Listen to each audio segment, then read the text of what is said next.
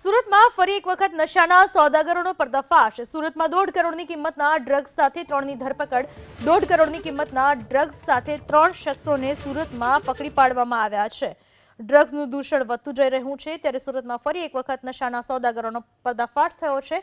Saroli bridge પાસેથી 97 લાખની કિંમતનું ડ્રગ્સ ઝડપાયું છે તો સચિન વિસ્તારમાંથી 55 લાખની કિંમતનું ડ્રગ્સ ઝડપી પાડવામાં આવ્યું છે। ફરી એક વખત નશાના સોદાગરો આવ્યા છે। પોલીસના હાથમાં 3 શખ્સોને ઝડપી પાડવામાં આવ્યા છે 1.5 કરોડની કિંમતના ડ્રગ્સ સાથે।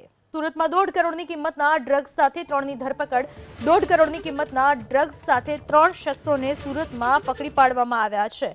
ડ્રગ્સનું દૂષણ વધતું જઈ રહ્યું છે ત્યારે સુરતમાં ફરી એક વખત નશાના સોદાગરોનો પર્દાફાશ થયો છે।